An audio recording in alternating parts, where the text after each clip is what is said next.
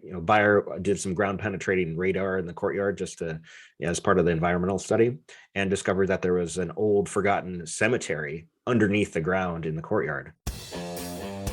Hello and welcome to Pillars of Wealth Creation, where we talk about creating financial success with a special focus on business and real estate. I'm your host, Todd Dexheimer. Now, let's get to it. Hello and welcome back to Pillars of Wealth Creation. I'm your host, Todd Dexheimer. With me, excited to have Matt Jones. How you doing today, Matt? I'm doing great. How are you doing, Todd? I'm doing fantastic. Just got back from a 3-day trip. We went and toured several of our existing buildings, that current deals that we've got going on. We've got a new property we closed on at the end of April. Met with the project manager. We have an in-house project manager that's helping coordinate the entire project. So we met with him, and I was able to kind of really just go through the property and some details and walk through some of the units that we wanted to walk through, talk with some contractors and make sure everything's on board and in line so we can get this project moving and off the ground. When you first buy a property and try to get this project going, it's just really important, in my opinion, to have really everything lined up. So we try to line everything as much as we can prior to acquisition. And then after acquisition, we're really just trying to get it in a position to where we can hit the go button. And once we hit the go button, we're off to the races. Materials there, everything's sourced, ready to go, and the contractors are hitting the ground running. So that's kind of the process we're in right now. And our contractors have now started. The day those contractors start, we don't want them to stop until the project's done. And that's why we do the groundwork up front. That's the key critical aspect that we want to make sure our project manager understands and he's prepared and ready for.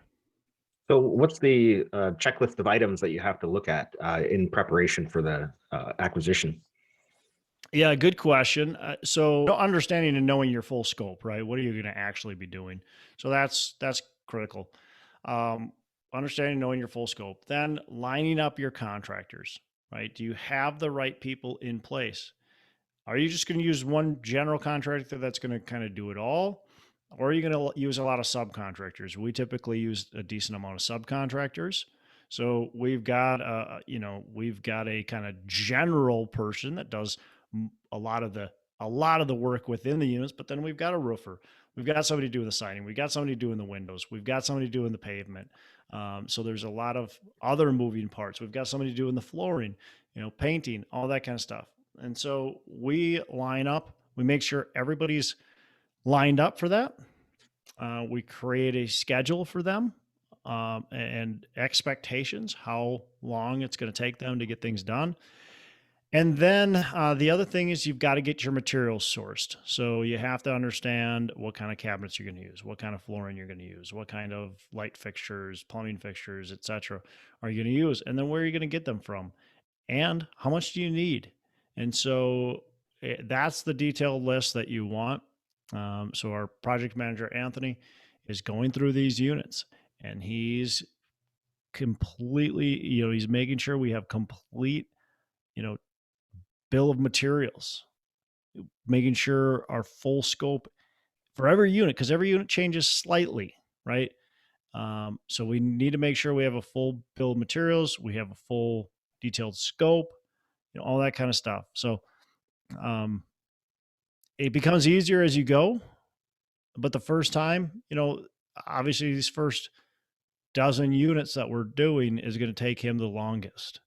From there, it's more of a checklist. He's already got everything set up.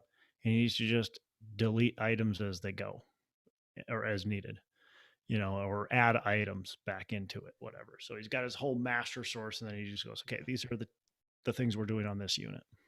And what kind of things need to be looked at during the walkthrough? Are you talking like an initial walkthrough or the detailed walkthrough right now? Detailed right now. Yeah.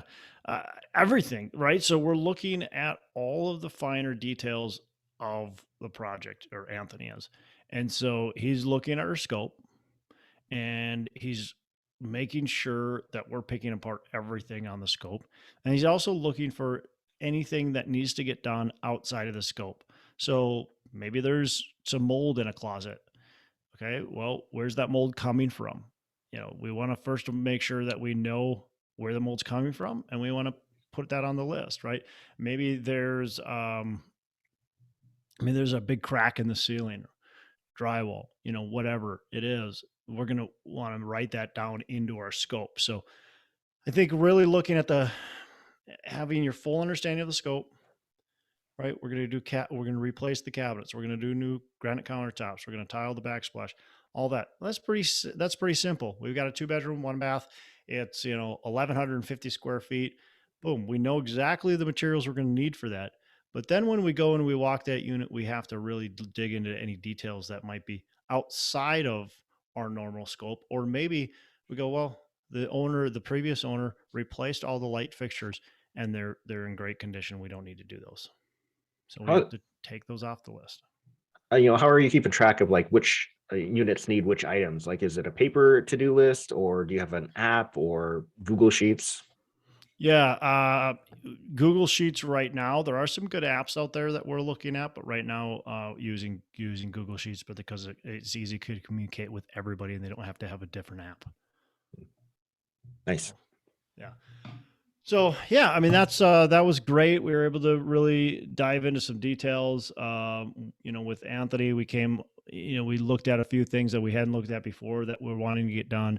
For instance, the gutters. So this property has a courtyard in the middle, and a lot of water's coming off these roofs. And it doesn't have any subgrade units. They're all slab on grade. But at the same time, we want to make sure water stays away from those units. We don't want them to get into these units. There's some drains going on, but the gutters are just spilling out, in some cases, just spilling out right directly to the foundation. And so, we talked about that. We want to get all these gutters running in directly into the drain. So we're going to bury all the gutters under in directly to the drains to get that water out of the courtyard. We're also going to take and cut back a lot of the trees to get more sunshine in. Sunshine on, it's good to have sun on the buildings. It keeps them from getting moldy. It keeps the moisture out of them. It also, again, we want to keep that courtyard nice and dry and good. We want to grow nice grass for the residents. And so we're going to cut things back. Vegetation in a lot of these buildings gets overgrown very quickly. As we're walking other properties, we're looking at a lot of properties right now, Matt. And that's one of the things we're doing at potential new acquisitions. In every single case, the landscaping is extremely overgrown. Not only does it not look attractive, but it causes damage to the buildings. And so we want to make sure we're trimming that back. We're taking the bushes that are at head height and we're bringing them down to more like knee height or slightly above that. We don't want these huge, trees or bushes. Some of them have to just get pulled out because they're so big. The trees, same thing. You get roots that crack foundations, that cause moisture problems, have squirrels and other, animals getting into the buildings because of them. So we want to make sure we're keeping that stuff clean and clear of the buildings. And when you see that deferred landscaping, do you renegotiate with the current landscaping company, or do you just start afresh with a new one? Yeah, so I guess it really depends. Can the current company handle it? And it's not necessarily, you might go, well, why would you even consider hiring them? They're not doing their job. Well, that's not true necessarily, because their job might be just to mow the lawn and trim back the bushes, but they're not given the scope to actually take them down to a certain level, right? So if it's a reputable company that we like and that we feel does a good job, we're going to use them. Otherwise, we're going to use our companies that we typically use that we have a good relationship with and understand what we're looking to do at these properties. Okay. What are some of the surprises that you tend to find when you're doing the inspections of properties? Boy, I mean, it can vary a whole heap of a lot.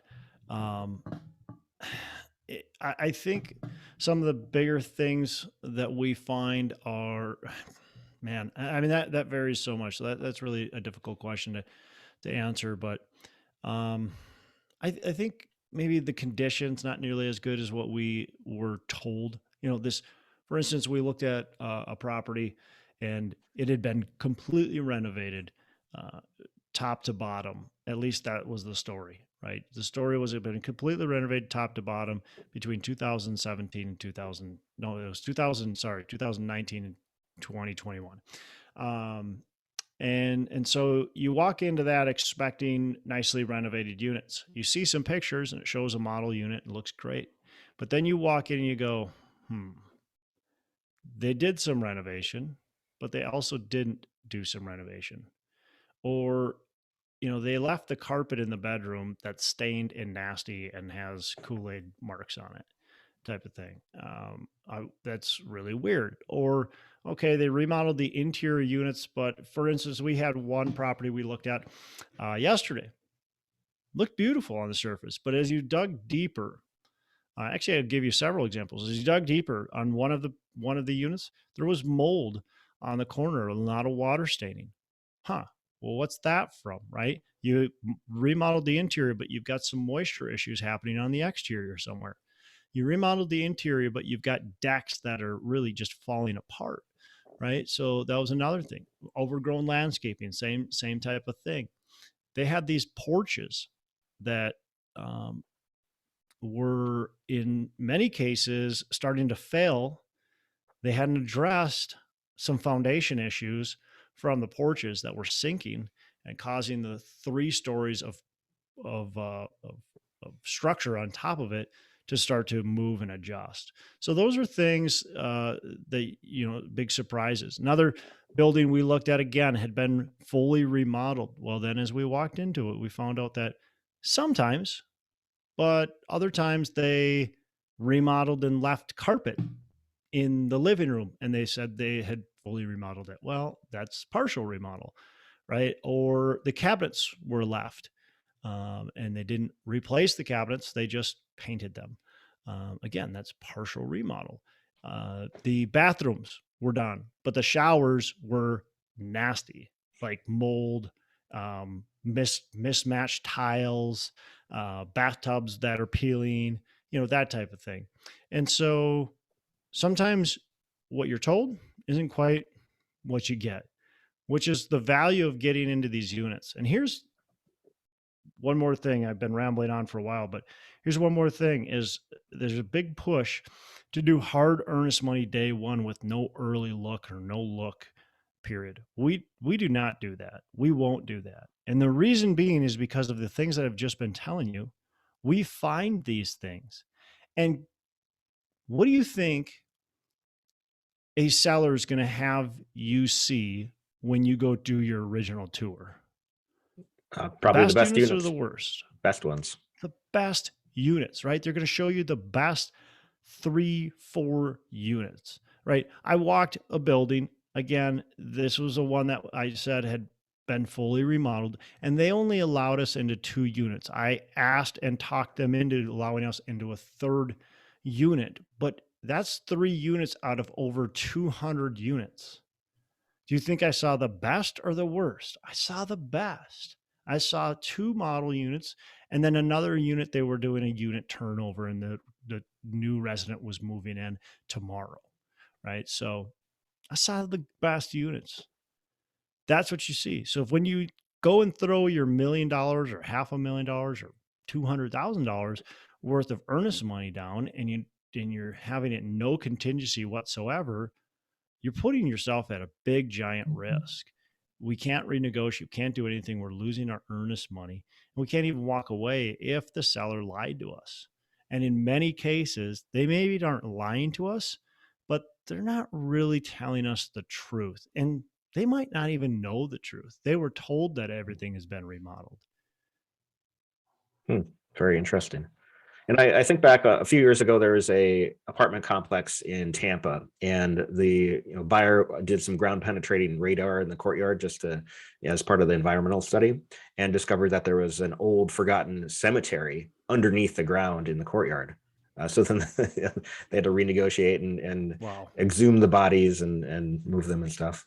Wow. Now that is definitely something that's a surprise. That's for sure. And I have not ran into dead body surprises.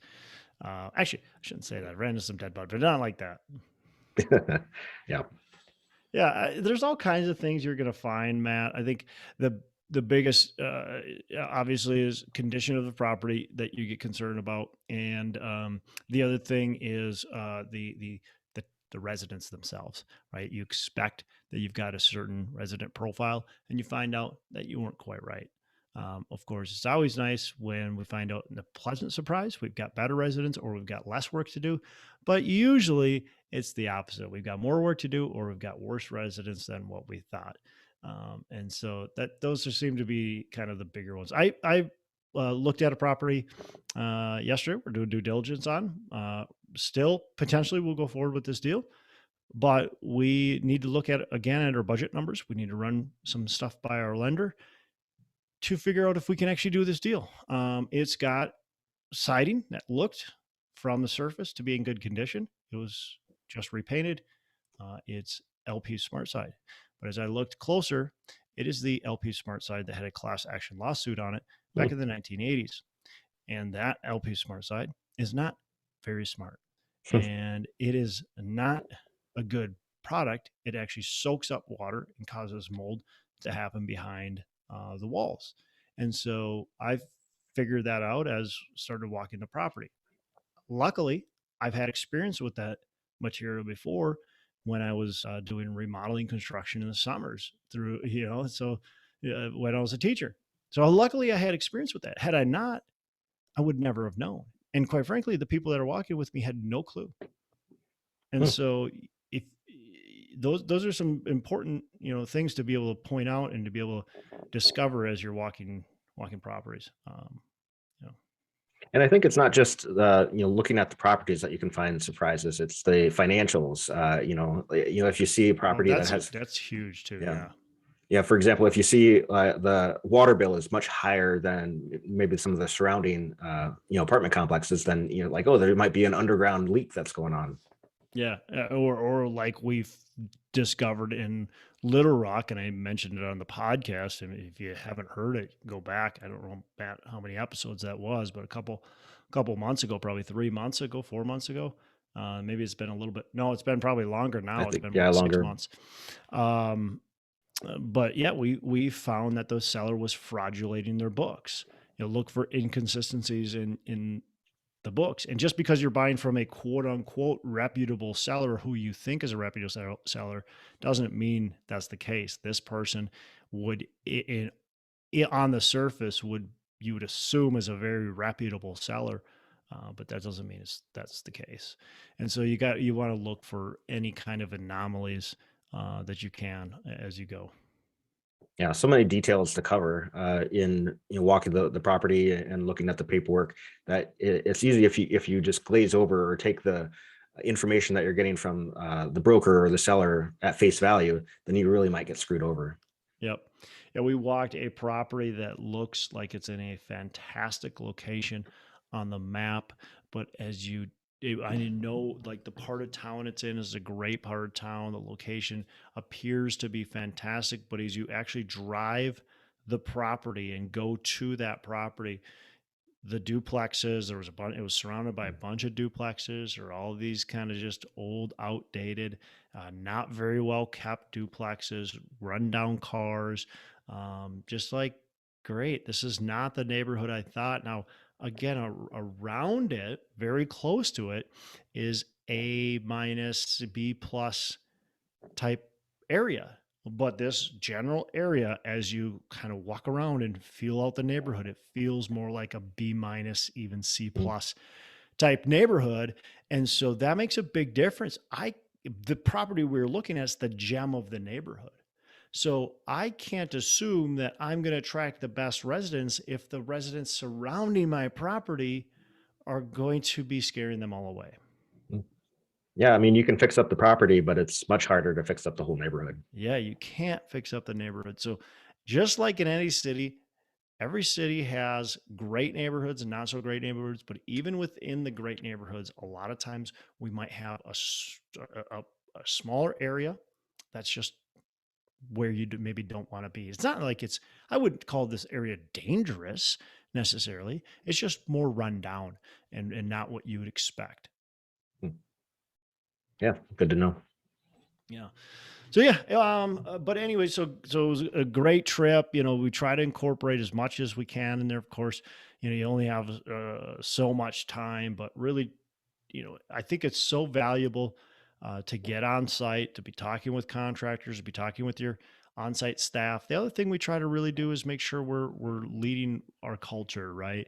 And so this time we didn't talk too much about culture, but we want to make sure we're talking about our culture, what we expect, how we want our residents to be treated, how we want to be showing up every single day. We want to make sure that our on-site actually knows that and understands what we're looking to achieve. We can't just assume that the property management company is feeding that information to them. So I think that's really important too, is pushing your culture to the contractors, to the on-site managers, to your maintenance staff. One of my goals is that at the end of every single day, we have 0 work orders for our maintenance staff, that they get through every single work order every single day. And that we want to make sure they understand that and they understand why. That's so our residents are being taken care of. They're paying a lot of great money. This is a lot of money to our residents that they're paying for their rent. We want to make sure that we are showing them the respect and dignity that they deserve. Yeah, and residents notice that. Like if you're really responsive to their needs, and they feel like they're being listened to and appreciated and cared for. Yeah, the number one reason why residents move out is maintenance, Mm. lack thereof. Right. It was a great trip. Got to meet with some brokers that we haven't been able to see for a while, so it's always good. Enjoy hanging out with. So we met quite a few brokers. Talked to them about what we're trying to achieve, and it was like I said, meeting, walking properties, always good. So Very good. cool. So I want to mention, so this podcast is coming out on Wednesday, May 25th. And so tomorrow, May 26th, we're going to be having a networking happy hour at Summit Brewery at 5:30 p.m. So in the show notes, I'll include a link to how you can get signed up for that. Awesome, man. Yeah, look forward to it. That's it's going to be fun. Last time we had a great turnout, Mhm. and I expect even better turnout this time. So everybody who is in the area who wants to come to that, would love to see you there. Yep, sounds good. Cool. Well, Matt, anything else? No, that's it for today. All right. You have a fantastic rest of the day. Make every day Saturday. Thank you. You too. Hey, thanks so much for listening. I appreciate you being a loyal listener. I would love to have you go on to our Facebook page and subscribe. Give us a thumbs up. Go on to iTunes or wherever you listen and give us a rating and review. Don't forget to subscribe. But your rating and review just helps us push this out to more and more people and continue to grow our audience and hopefully positively affect a ton of people out there that really need this and want this. So the other thing I've got for you is a free ebook on my website. So go on to venturedproperties.com, and download our free ebook on real estate and on syndication. And I've got some data points in there, some really good stuff for you. So I'd love to have you take a look at that. It's free. I'm not expecting anything from it. And also, look, if you want some help in multifamily, want some help learning, growing, getting your business off the ground, I would love to talk to you about what it would look like to work with me potentially and see if that's a good fit. So you can go to coachwithdex.com and check that out. And we can definitely have a call. Thanks a lot for listening. You make it a fantastic rest of the day. I'll catch you on the next episode.